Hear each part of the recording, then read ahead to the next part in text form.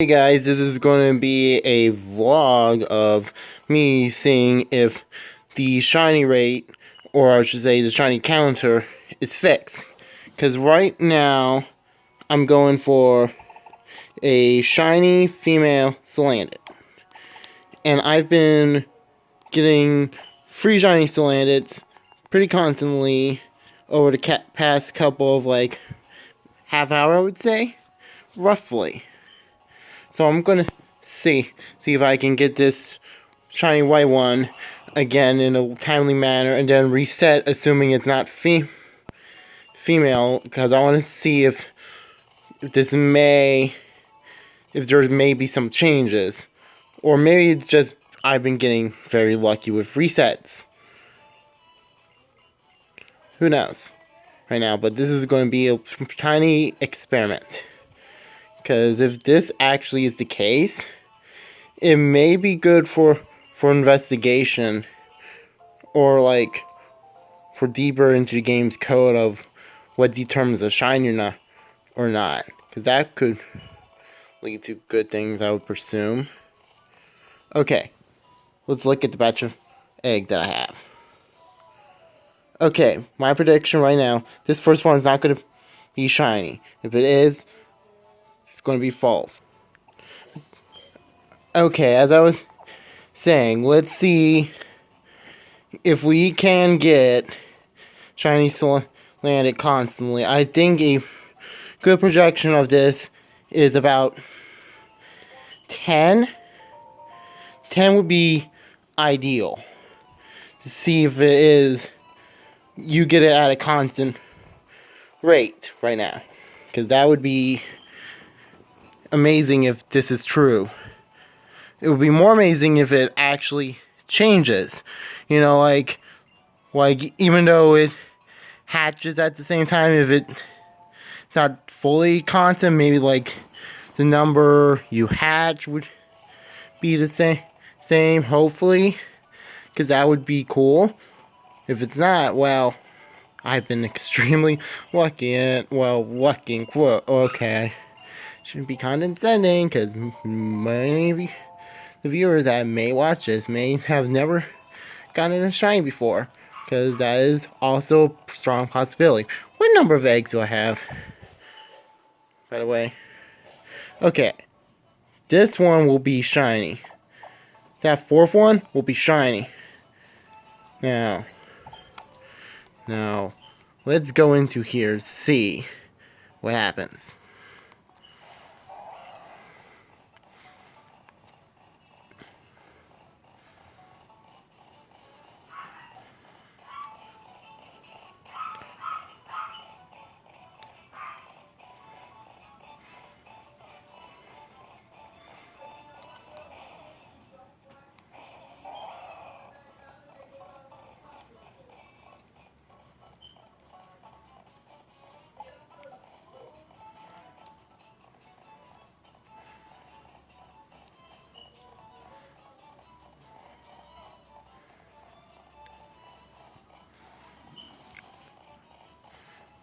I wish there was a button where you could just do one button and just hold it on one hand. That would be very good, because I need the one hand to move the stick and the other hand to hold the phone. So, yada yada. In terms of quality, it's not bad quality.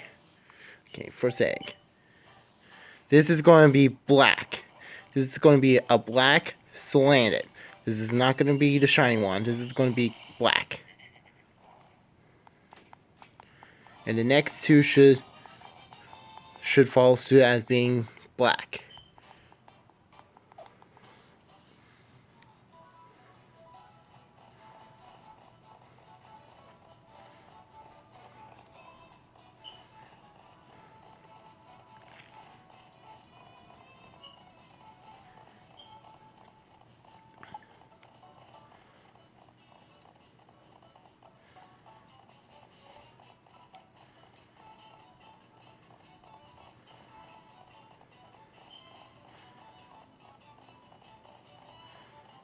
terms of the game itself, okay, this one, as I said before, this is going to be black as well.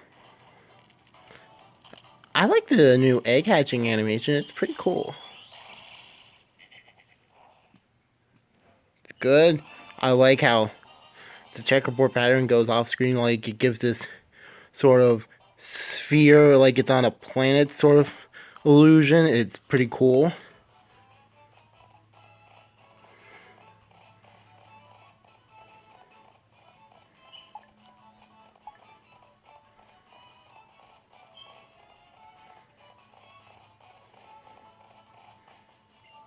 And this one should also be black too. Yeah, 3 blacks, and then the next one should be white.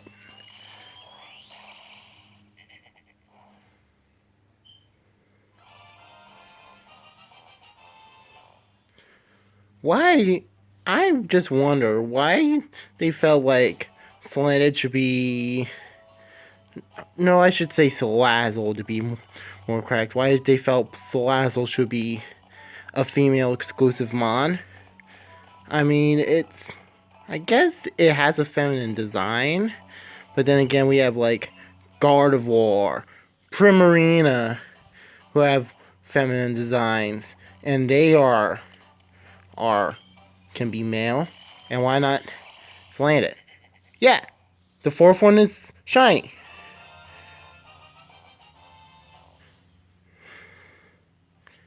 And most likely male. It's male. Now, let's soft reset.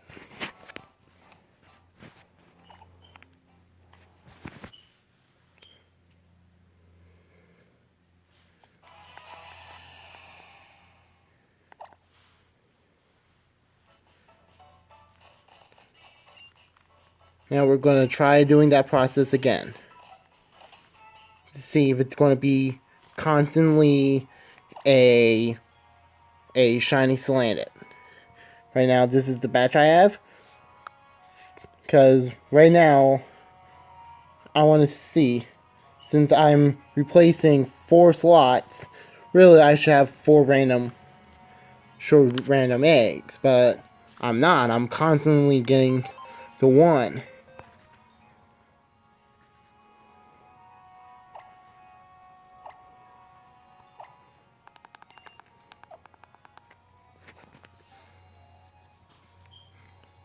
Now we're gonna go back outside and gather up these 4 eggs.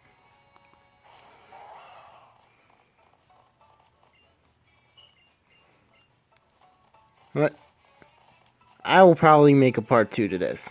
I'm gonna constantly soft reset to see if anything changes at all. To see if maybe it's like the RNG on the shiny this stays constant, but maybe like the gender would change. But if it doesn't, well, I would have to hatch much more eggs.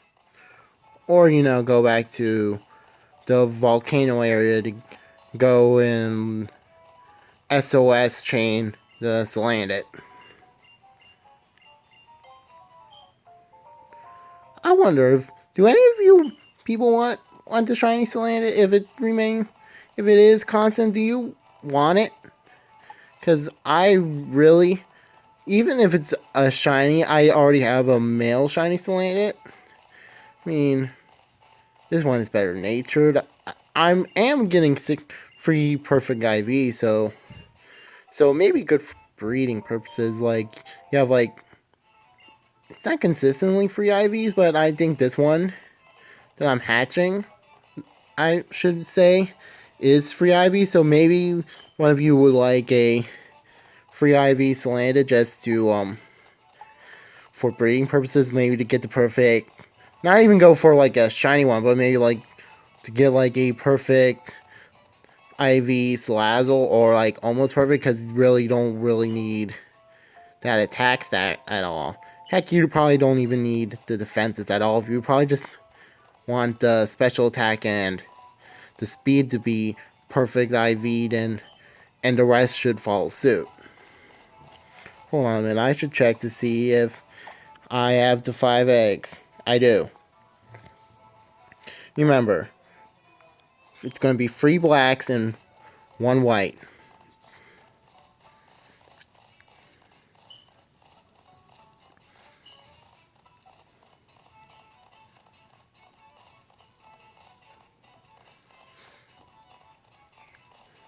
Other than this landed, which is being a pain, I guess my other shiny experiences are doing well.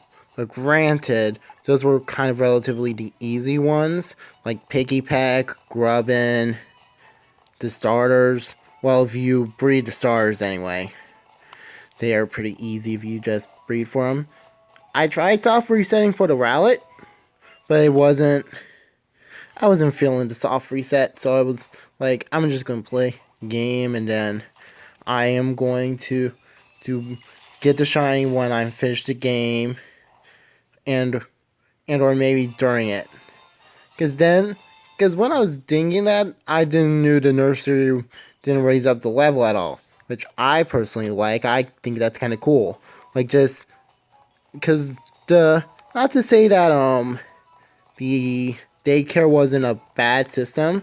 It was just that if it's really only good for it's not it's good for breeding purposes, yes, but it's not really good for like say leave them on there. It'll gain up in levels. I mean, it just deletes some moves that you probably want on there. And heavens forbid it was the previous games where TMs were not reusable. Could you imagine you losing like a TM that you really like Earthquake or Flamethrower, and it got deleted by some move that you didn't want, like Fire Spin? Well, that's actually more of an extreme example, but you understand what I'm saying. It was a pain, and it's good that the nursery just is used for the purposes of breeding and not for leveling up mons. But in this game, I guess leveling up to level 100 is also a pain in the butt. It's not impossible. I'm sure I can do it, but it's not like a it's not easy as it was in Oras, which is probably the easiest thanks to all those people that just made Blissey bases, and it was good since you can technically do it twice if you register them that as a secret base buddy. But yeah, I guess I can just use this as sort of what I feel about the game in general. I think, in terms of the stars, Rowlet is my favorite. I was stuck between Rowlet and Litten for a good while, and then it was like because I liked Litten because it was a cute cat, and I liked Rowlet because it was when it was first revealed. It was one of my it was one of my dream mons. Like I really wanted a starter to be. Oh, it's male too. I really wanted a starter. I really wanted a starter to be like a bird that can fly, like a Piggy Pack or a Talonflame sort of mon. I kind of like having like that for a starter, and that's what ultimately came it down because my dream grew stronger than a cute cat.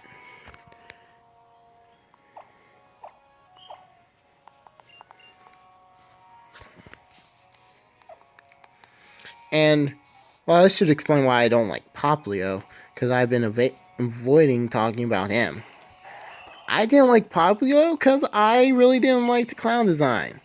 I'll be quite frank. I didn't like the fact it looked like a clown. It didn't mesh with me. And then the first evolutions were revealed, and it was like, Dartrix is kind of the work. Is not really the. I guess I'm an apologist of Dartrix, but I mean, I kind of like it. It kind of reminds me of a chef because of the bow tie, because it still has that bow tie. But I can see why it's not the most appealing of Mons. And Torracat was clearly the winner of the second stage evolution, because, I mean, come on. It looked badass. And Brion, personally, it's not like a feminine design looks bad, but it looks sort of like a drag queen, and it's not like an appealing drag kind of mon. It wasn't hitting the right notes. In terms of the final evolutions, I like all of them, pretty much. I didn't like Incineroar at first, but it was just like, it was just like a static image, and like the trailer doesn't do it justice. When I saw it in game, like the little for like it looked ferocious in game, and I thought it was like, okay, I can get behind that. I can get behind this. When I saw the animations in game, Primarina looks gorgeous. I can imagine. I really can't imagine Popplio evolving into it, because I think they put a bit too much emphasis on a clown design on Popplio, which when it evolves into a singer, it's complete surprise. In fact, that's one compliment I'll give Brion. At least I can say it looks like a singer, because Brion looks like a Japanese pop singer. But Popplio just doesn't fit. In terms of Decidueye, I really like it. It's a grass goes. I'm surprised it's a grass goes. I would have thought everyone thought it was remain grass flying, because yeah, it has that established secondary typing. I mean, did that ever happen in Pokemon before? Well, not in Pokemon, and in Star Wars. No, the Star never changed its typing at all. Like the secondary typing when it evolves, it never. And it's honestly a surprise, a pleasant surprise. It conflicted with my dream, of course, but if you have a pretty cool design, it just didn't bother me.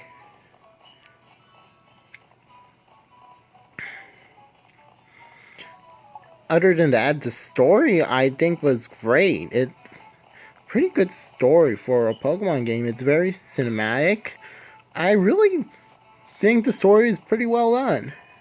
I want to see if, because I know the anime for X and Y, they expanded the story of the actual games into the anime.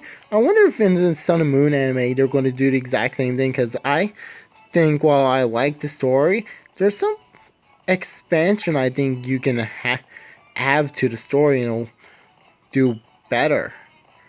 But we'll wait and see. Other than that, the characters are good. I think Lily is very well developed. She feels like a companion, even though it's odd, because she isn't really joining you that much. It's only in the latter half of the game that she joins you. And I thought, she was a very fascinating character. And they put a lot more character into the trial captains as well. And I was pleasantly surprised to see like these different variety of personalities in the game. And it was just pleasant. In terms of other aspects, like the other new Pokemon, I think it's a pretty strong generation. I personally can't complain about any of them. Yes, even Bruxish, which by all accounts I should hate, but I kinda like it. I mean, it's a piranha. It's a fangy piranha based on one of those Hawaiian fish. But it was like, you know what? It's kind of one of those awkward mons that I can just help but like. In terms of the variety of Pokemon you can catch, it's one of those great games that Pokemon games where you pretty much can have a very large variety of team between playthroughs. Like, you don't have to just choose like the team you chose first. I mean, you can get like a Slowpoke on the second route with grass you ever go into, and you can have like a slow bro or a slow king in your playthrough, and it's amazing how much there is. But and the different mon yeah, and you can have like a very large variety. They're all good, I would imagine, and the game is very well balanced with the EXP share mind. I felt like even if when I had it on, not when I had it on, but since I had it on all the time, I felt like I wasn't curb stomping the competition. I felt like I am on equal planes, even though by all accounts I was over their level, but I didn't feel like I was overpowering them, and that's a great balance that was not there in the 6th generation at all. But when this final Pokemon hatches, I'm going to stop recording and see. And I dare any person who's Masuda breeding right now and didn't get their shiny, I dare you just to soft reset to see if, or just do an experiment Masuda method and just breed. I dare you to breed a Mon using the Masuda breath method, and then like maybe before every batch, maybe you should save just for easy soft resets. I know that seems intimidating, but maybe if you already have a shiny, just to you breed for a shiny you already have, just so when you get the shiny, you don't feel regrets soft resetting over it. Hold on, I think this one is taking a bit too long. Oh, that's why I don't have 4 eggs. I never had 4 eggs. Okay, you know what? This is going to be a better point of contention, because if I can constantly... This is more better for the experiment, since I figured the 4th one is going to have shiny. So if I know that for a fact and constantly grab the 1 egg and show it constantly, that seems a bit better. Just to prove the point. Because who? Oh boy. Because if that's true, heck, it may be even easier if it can be a random gender. Because if it's not, like, just for my own personal view, I can see if this is constant. And that's only a good thing.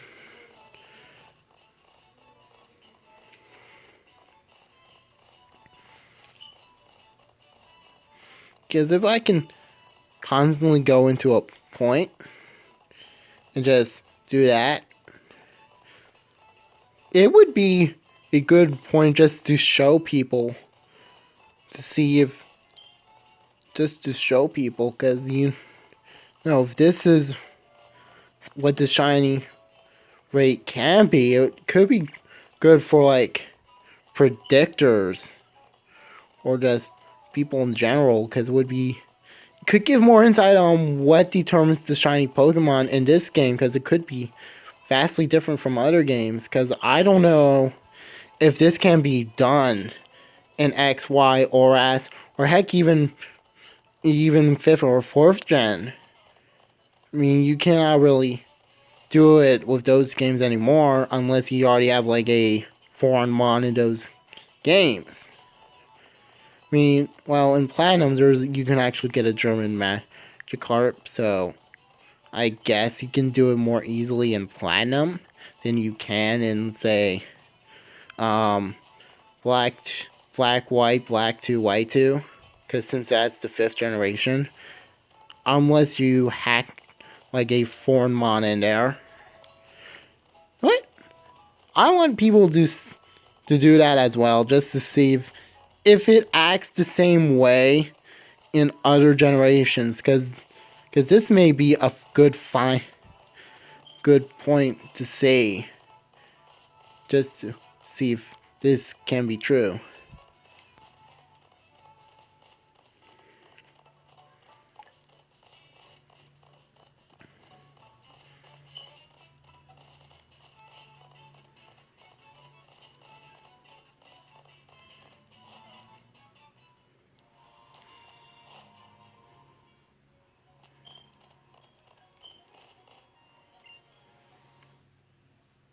Speaking of which, would it also affect random rates, like random drop rates as well? There's the shiny. A third time. I leave you off with the miss. Will this be also be male? Goodbye.